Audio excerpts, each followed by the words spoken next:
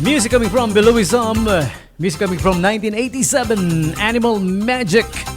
Taking you back to the 80s and 90s. Throwback Thursday edition of Bandera Night Jam with DJ Tommy J. Alright.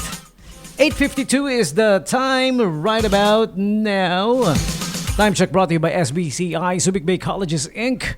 Numbers 2 and 3, 18th Street, West Bahak-Bahak, Olongapo City. Enroll anytime, start anytime. Basta radyo, ibandera mo. 107.1 News FM, Olongapo. Yep, basta radyo, ibandera mo. As I was saying, SBCI Colleges, Inc. Alright?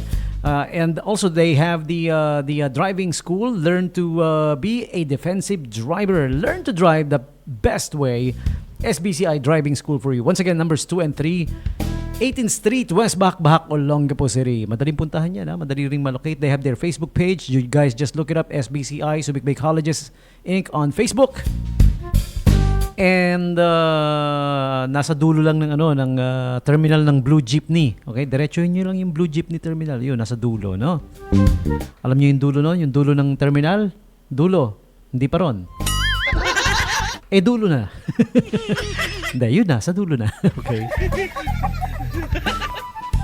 Also, hindi na umuulan, ano? Ano ba sabi ni Pag-asa? Matitigil na ba finally yung pag-ulan? Tuloy-tuloy na ba yung pagtigil? Pwede na kayo uli mag-swimming. Yan. Kung gusto nyo mag-swimming, we have swimming pool here at Casa Gilda Resort, kung saan located po ang Radyo Bandera, 107.1 News FM. Tama-tama, no? Magpa-advertise na kayo sa Radyo Bandera. Advertise with us. Libreng langoy. Langoy lang. Hindi namin ibibigay swimming pool sa inyo. Libreng lundag sa swimming pool. Yeah, yung Radyo Bandera is located at the 4th floor of Casa Gilda Resort. Barangay, not barangay, Holy Spirit Village. Ayan, Tabakuhan, Barangay Santa Rita. Alright? So, if you're gonna advertise, avail of the packages that we offer. Murang-mura. Mura na, nauutang pa. Avail of our low packages at Radyo Bandera. Libreng swimming, promise. Pag nag-avail kayo ng yeah. And kung mayroon kayong mga birthdays, debut, baptisms, wedding reception, dito niya na rin ganapin sa Casa Gilda Resort. Okay? We have 2 beautiful function rooms for you available. Tapos may swimming pool. Pwedeng doon na yung party sa swimming pool. Party by the pool if you want to. Pwede. Okay? So visit us today at Casa Gilda Resort, Holy Spirit Village, Tabakuhan, Barangay Santa Rita. Alright. The best way to advertise pa rin is still via the radio. Okay? And G1 Productions presents the Clash of Voices Grand Finals. Yan.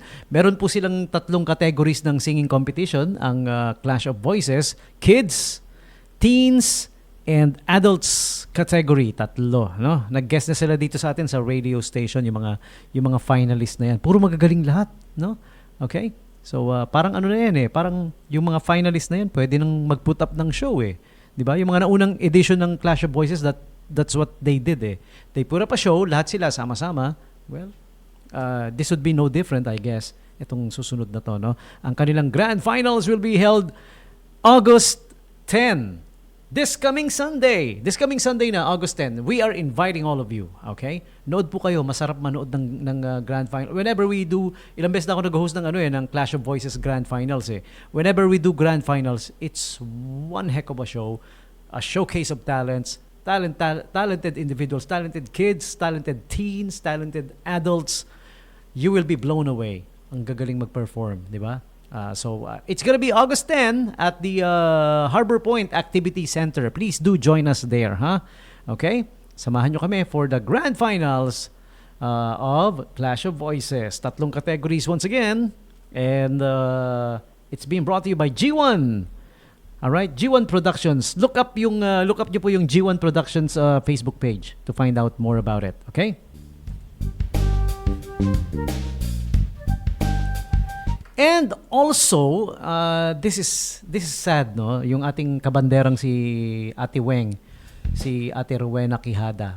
Gawin na rin nating panawagan to, no? Yung apo kasi ni Madam Weng, ni Ate Weng natin, ang ating kabanderang si Ate Weng Quijada, Sinaktan ng grupong, kung natatandaan nyo, kung nakikinig kayo dito sa amin sa Radyo Bandera regularly, na-feature na namin to nung about 2 weeks ago yata or 3 weeks ago in one of the episodes of the BACC Our Real Talk, kung saan may binugbog na bata, na estudyante, teenager lang, sa may malapit sa may, do we still call it Marikit Park?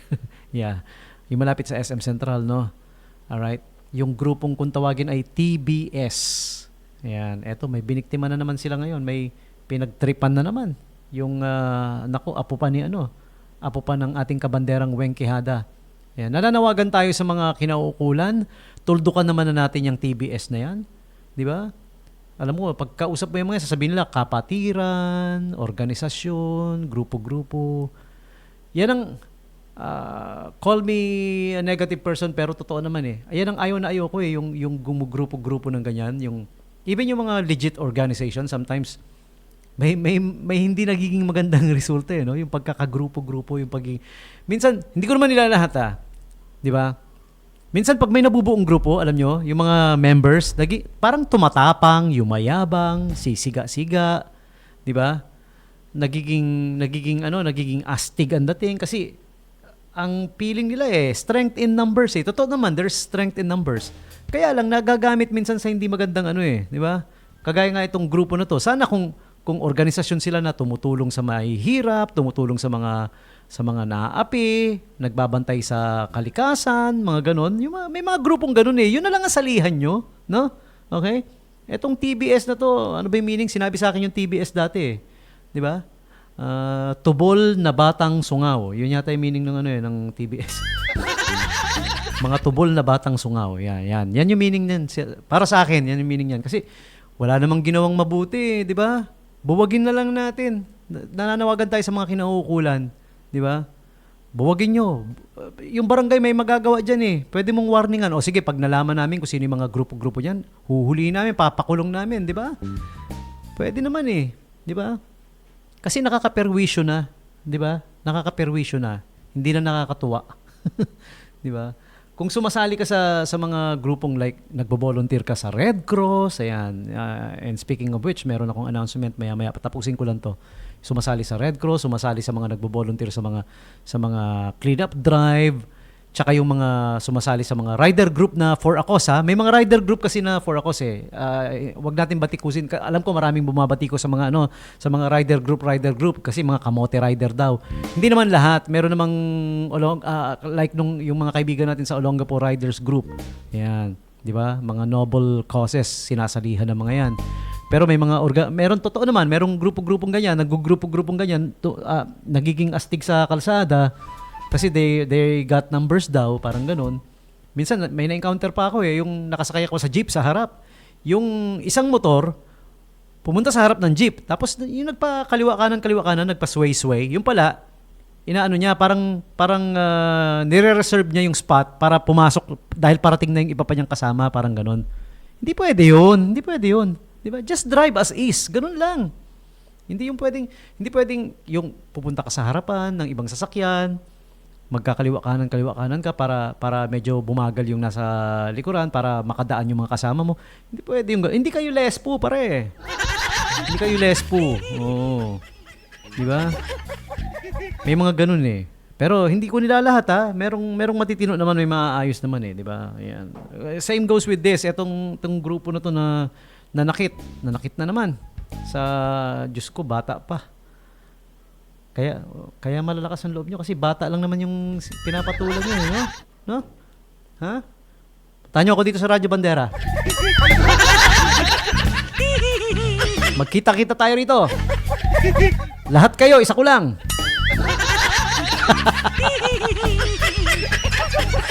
Uy, biro lang ha, baka sugurin nyo nga ako ha.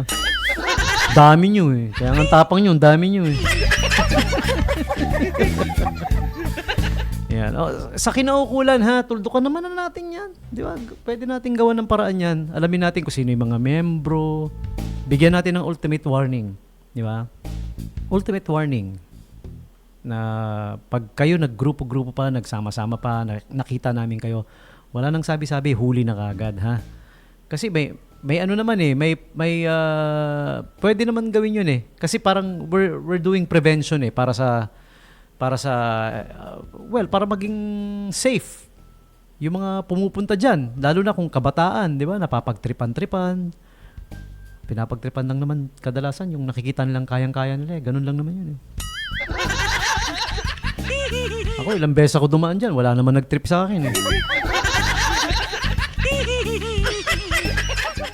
Oh, 'di ba? Yung kaya-kaya lang nila 'yan, ganun lang 'yan. So kinaukulan na siguro sa barangay or sa kapulisan natin. Tulungan nyo naman, tuldukan na natin yung grupong 'yan, no? Perwisyo eh, no? Okay? Oh, speaking of the announcement, yung sinabi ko kanina, eto, yung mga miyembro ng TBS, tumiwalag na kayo sa TBS. Eto